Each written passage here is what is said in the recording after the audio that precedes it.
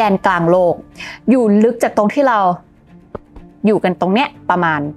6,000 ถึง 7,000 กิโลเมตรแต่ยังไม่เคยมีใครไปถึงค่ะแล้วก็ยังไม่เคยมีใครไปแบบใกล้จะถึงด้วยนะคะมีแค่ในหนังเรื่อง Journey to the Center of the Earth เท่านั้นที่เคยไปมาแล้วถามว่าเอามาเล่าในช่องการเงินทำไมหรอเพราะการที่เราจะขุดโลกลงไปเนี่ยนะคะมันจะเป็นการผจญภัยตามหาสิ่งที่ล้ำค่ายิ่งกว่าการสำรวจอวกาศอีกค่ะแต่ละชั้นหินที่มันลึกลงไปเนี่ยมันสะสม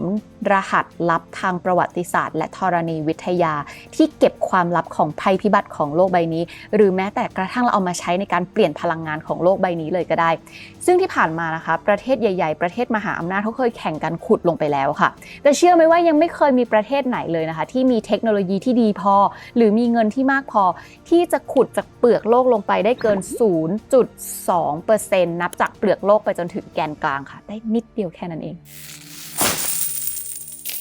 สนับสนุนข้อมูลการเดินทางไปสู่แกนกลางโลกของช่องทราย Money Monster กันได้ที่ QR Code นี้นะคะหรือว่าสนับสนุนช่องทราย Money Monster กันได้ง่ายมากๆเลยกดไลค์กดแชร์กดคอมเมนต์มาคุยกันไหนลองบอกหน่อยสิว่าคุณคิดว่าแกนกลางโลกมันมีอะไรอยู่เหรอจะมีตัวอะไรอยู่หรือเปล่าที่สำคัญอย่าลืมกด Subscribe กันไว้ให้ด้วยนะคะเผื่อว่าคราวหน้าลงคลิปใหม่เราจะได้มาคุยเล่นกันอีกไงตอนเด็กๆอ่ะไปเล่นชายหาดกันใช่ปะมีใครเคยขุดทรายแล้วนึกไหมว่าเฮ้ยเราจะขุดลงไปได้ลึกขนาดไหนวะขุดจนกระทั่งตอนนี้ขุดไปขุดมาเริ่มนึกแล้วว่าขุดทำไมวะแต่ที่ผ่านมาประเทศใหญ่ๆประเทศมหาอำนาจเขาแข่งกันขุดไงมันก็เลยต้องแปลว่ามันต้องมีอะไรสิเขาถึงขุดกันอะซึ่งย้อนกลับไปนะคะปลายช่วงปี 1950 เนี่ยสหรัฐอเมริกาเป็นประเทศแรกเลยที่เปิดสมรภูมิการขุดโลกชื่อว่า Deep Frontier ค่ะนำโดยกลุ่มที่เรียกว่า American Miscellaneous Society นะคะประกอบไปด้วยนักวิทยาศาสตร์ที่ฉลาดที่สุดในสหรัฐอเมริกามาช่วยกันขุดโลกค่ะซึ่งตอนนั้นสหรัฐอเมริกาเขามีความตั้งใจว่าจะขุดลงไปให้ถึงชั้นเมนทัลเนี่ยมันอยู่ลึกลงไปประมาณ 30-50 กิโลเมตรเมนทัลก็คือเหล็กไหลหินไหลอะไรประมาณนี้นะคะซึ่งมันมีนัยยะสำคัญมากๆกับการสำรวจทางวิทยาศาสตร์ค่ะซึ่งเดี๋ยวเราจะแปะไว้ก่อนว่ามันสำคัญยังไงแต่สหรัฐอเมริกาขุดนะคะตอนนั้นลงไปได้แค่600ฟีตเองค่ะหรือประมาณ182เมตรไม่ถึงไหนยังไม่ถึง1กิโลเมตรเลยสหรัฐอเมริกาบอกว่าขอเอางบบินไปปักธงที่ดวงจันทร์ดีกว่าเท่กว่าเยอะเลยก็เลยปิดจ็อบเลิกขุดค่ะซึ่งในช่วงปี 1970 นะคะสหภาพโซเวียตก็เป็นอีกที่หนึ่งที่ทำการขุดลงไปจากชั้นเปลือกโลกค่ะแล้วบอกเลยว่าหลุมเนี่ยลึกที่สุดเท่าที่มนุษยชาติเคยทำได้ซึ่งสหภาพโซเวียตนะคะใช้เวลาถึง20ปีตั้งแต่ปี 1970 จนถึง 1990 ขุดหลุมที่ชื่อว่า Kola Super Deep Borehole ค่ะมีความลึกอยู่ที่ 4,200 ฟุตนะคะหรือว่าประมาณ 12,300 เมตรก็คือ 12.3 กิโลเมตรนั่นแหละค่ะยังไม่ถึงชั้นเมนทัลอยู่ดีซึ่งความลึกเนี้ยมันคิดเป็นแค่ 0.2% ของระยะทางจากเปลือกโลกไปถึงแกนกลางโลกแค่นั้นเองนะคะแต่ความ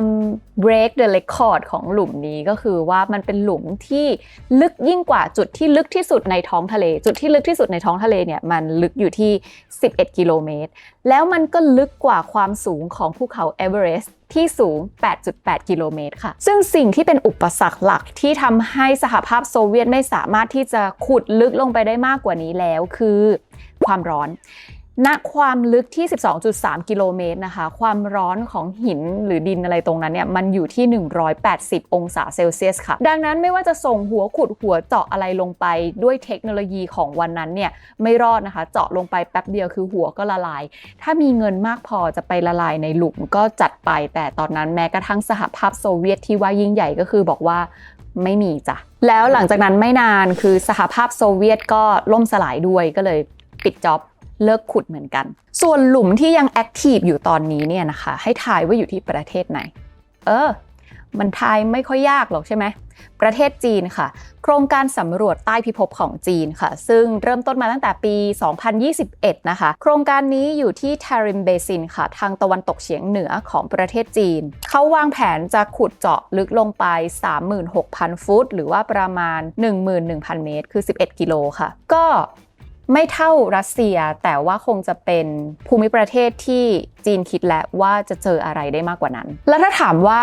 เขาขุดกันทำไมเป้าหมายสูงสุดของโครงการสำรวจใต้พิภพของจีนที่จะขุดลงไปขนาดนั้นเนี่ยเพื่อที่จะไปตามหา แร่ธาตุหรือวัสดุที่มีอายุมากกว่า145ล้านปีใต้พิภพค่ะเพราะว่าข้อมูลเชิงลึกจากชั้นหินแร่ธาตุที่มันทับถมกันเป็นเส้นเป็นสายเป็นทีละชั้นเนี่ยนะคะมันจะช่วยทำให้เราเข้าใจโครงสร้างแล้วก็วิวัฒนาการประวัติความเป็นมาของดาวเคราะห์ที่เราอาศัยอยู่นี้ค่ะซึ่งข้อมูลเนี้ยแน่นอนว่ามันไม่ใช่แค่มีความรู้เพิ่มทางด้านวิทยาศาสตร์ไปเจอแร่ใหม่ชื่ออะไรสวัสดีจ้าไปเอาตัวย่อแร่ใหม่มาใส่ไว้ในตารางธาตุให้เด็กๆทุกคนได้ท่องกันไม่ใช่แต่มันจะสามารถอธิบายได้ค่ะว่าสาเหตุที่แท้จริงของการเกิดแผ่นดินไหวคืออะไรและถ้าเกิดว่าเราจะสามารถคาดการณ์ได้แม่นยำมากขึ้นว่าจะเกิดแผ่นดินไหวที่ไหนขนาดเท่าไหร่เราจะสามารถคาดการณ์ได้ดีขึ้นว่าจะเกิดแผ่นดินถล่มตรงไหนแผ่นดินโลกมันจะแยกที่ตรงไหนหรือจะเกิดสึนามิที่ตรงไหนแล้วแรงขนาดไหนมันจะสามารถรักษาชีวิตและทรัพย์สินประชากรในโลกใบนี้ได้เท่าไหร่แล้วคิดว่ามันจะเป็นเงินเท่าไหร่หรอคะถ้างั้นถามว่าเอาจริงๆจะต้องขุดลงไปลึกแค่ไหนก็คือจะต้องลึกให้ถึงชั้นเมนโทลอะค่ะชั้นที่มีหินไหลความลึกประมาณ 30-50 กิโลเมตรจากเปลือกโลกก็คือชั้นที่สหรัฐอเมริกาเขาเคยตั้งใจจะลงไปให้ถึงแต่ไม่ใกล้เลยนักวิทยาศาสตร์เชื่อนะคะว่าถ้าเราสามารถขุดลงไปให้ถึงชั้นเมนโทลได้เนี่ยความคิดความเชื่อทางวิทยาศาสตร์ที่เรารู้จักกันบนโลกใบนี้มันอาจจะไม่เหมือนเดิมอีกแล้วก็ได้อย่างที่บอกว่าชั้นเมนโทลอยู่ลึกจากเปลือกโลกลงไปประมาณ 30-50 กิโลเมตรแล้วมันหนามากนะคะชั้นเมนโทลเนี่ยความหนามันอยู่ที่ 3,000 กิโลเมตรเพราะฉะนั้นถามว่าโลกใบนี้อะไรใหญ่ที่สุดชั้นเมนโทลใหญ่ที่สุดค่ะเพราะว่าชั้นเมนโทลคือ 68% ของมวลโลกในขณะที่เปลือกโลกที่เราเรียกว่าบ้านที่เราอยู่อาศัยกันเนี่ยนะคะมันเป็นแค่เปอร์เซ็นต์เดียวของมวลโลกเองค่ะแล้วชั้นเมนโทลเนี่ยจะว่าจะไปให้ถึงมันก็ยากมากแล้วใช่ไหมคะเพราะว่าขุดลงไปเนี่ยใต้พิภพเรามันจะร้อนขึ้นเรื่อยๆซึ่งชั้นเมนโทลเนี่ยมันก็ร้อนจัดเลยนะคะความร้อนมันอยู่ที่ประมาณ 1,300 องศาเซลเซียสค่ะความร้อนขนาดนี้เนี่ยมันสามารถทำให้หินไหลได้แต่คำว่าหินไหลในชั้นเมนโทลมันไม่ได้ไหลแบบไหลอย่างน้ำแบบที่เราคิดกันไม่ใช่นะคะมันไหลเหมือนความเร็วของเล็บยาวอะค่ะซึ่งการไหลของชั้นเมนโทลนะคะมันจะไหลจากแกนกลางโลกหมุนขึ้นมาบนเปลือกโลกแล้วก็กลับไปแกนกลางโลกอย่างค่อยเป็นค่อยไปเรียกว่ารอบนึงเนี่ยใช้เวลาสักประมาณ 2,000 ล้านปีค่ะซึ่งนักวิทยาศาสตร์เชื่อว่าถ้าสามารถลงไปถึงชั้นเมนโทลนะแล้วขุดเอาเมนโทลบริสุทธิ์ขึ้นมาได้นะมันจะเปรียบเสมือนแบบชีทโค้ดรหัสลับลวงโลกในการที่จะสามารถถอดรหัสได้เลยว่าแบบต้นกำเนิดของโลกมันคืออะไรมันเป็นยังไงภัยพิบัติคืออะไรตอบคำถามได้อีกมากมายแต่คำถามที่จะต้องถามตอนนี้เลยก็คือก็มันไม่เคยมีใครขุดลงไปได้ถึงชั้นเมนโทลแล้วรู้ได้ยังไงว่ามันมีชั้นเมนโทลอยู่ตรงนั้นน่ะแล้วรู้ได้ยังไงว่าถ้าไปเอาเมนโทลขึ้นมาได้มันจะสามารถถอดรหัสลับอะไรใดๆของโลกใบนี้ได้ซึ่งมันก็มีอธิบายอยู่เหมือนกันหรอกนะคะแต่ว่าเอาหลักการทางวิทยาศาสตร์โดยละเอียดใส่เล่าไม่ได้แต่ง่ายๆเลยก็คือมันเคยมีเมนโทลนะคะที่ถูกบีบอัดขึ้นมาบนโลกค่ะผ่านแบบแผ่นดินไหวภูเขาไฟระเบิดอะไรประมาณนี้ส่วนนักวิทยาศาสตร์รู้ได้ไงว่ามีชั้นเมนโทลอยู่ตรงนั้นแล้วมีอยู่เท่าไหร่ความหนาแค่ไหนเขาก็อธิบายไว้ว่าเวลาที่เกิดแผ่นดินไหวอ่ะมันจะสร้างคลื่นแผ่นดินไหวด้วยใช่ไหมคะแล้วถ้าเกิดว่าศึกษาเส้นทางความเร็วของคลื่นแผ่นดินไหวอะไรอย่างเงี้ยมันก็จะสามารถทำให้เราสรุปความหนาความหนืดปริมาตรคุณสมบัติของเมนโทลได้ใครอธิบายได้ดีกว่านี้ก็คอมเมนต์มาจ้ะซึ่งเมนโทลเนี่ยมันก็มีส่วนที่จะทำให้โลกเราเนี่ยมันมีความอบอุ่นอุณหภูมิสมดุลเนาะเมนโทลเนี่ยนะความหนามัน 3,000 กิโลเมตรใช่ปะแล้วอย่างที่บอกว่ามันก็ไหลวนจากแกนกลางไปเปลือกโลกแกนกลางไปเปลือกโลกอันนี้ใช้เวลาตั้ง 2,000 ล้านปีเพราะฉะนั้นจากนี้ไปถ้าเราจะบอกรักใครเนี่ยมันจะไม่ใช่บอกว่า I love you to the moon and back แล้วนะจะต้องบอกว่าฉันรักเธอจากแกนกลางไปเปลือกโลกนานกว่าชนะสาระไม่มีกลับมากันค่ะและอย่างที่บอกแล้วว่าตัวอย่างเมนโทลนักวิทยาศาสตร์เขาก็ได้มาจากภูเขาไฟระเบิดบ้างแผ่นดินไหวบ้างกระแทกออกมาอะไรอย่างนี้ใช่ปะซึ่งเมนโทลพวกเนี้ยมันก็จะไปทำปฏิกิริยากับน้ำกับอากาศแล้วมันก็ไม่บริสุทธิ์แล้วมันก็เลยจะทำให้นักวิทยาศาสตร์ไม่ได้สามารถที่จะถอดรหัสไขค่าแร่อย่างบริสุทธิ์ของมันได้แบบเต็มที่เขาก็เลยแบบอยากจะได้เมนโทลบริสุทธิ์ขุดออกมาจากใต้เปลือกโลกแบบยังไม่เคยโดนอะไรเลยแบบนั้นเพื่อที่จะเอามาวิจัยงั้นถามอีกทีแล้วทำไมไม่ลงไปขุดก็ตอบอีกทีว่าก็มันทำไม่ได้ไงแต่ถ้าถามว่าถ้าขุดลงไป เราจะเจออะไรบ้างคลิปนี้เราตามหาข้อมูลเชิงท่องเที่ยวลงไปยังแกนกลางโลกมานะคะซึ่งถ้าเกิดว่าเราเริ่มขุดนะอย่างที่บอกว่าเคยคิดไหมว่าถ้าขุดลงไปจะขุดไปลึกแค่ไหนแล้วจะขุดไปเจออะไรถ้าเราขุดเปลือกโลกลงไปนะความลึกประมาณ2 เมตรทั่วๆไปอันนี้มนุษย์ขุดได้ปกติเราจะเจอหลุมศพและสุสานค่ะและ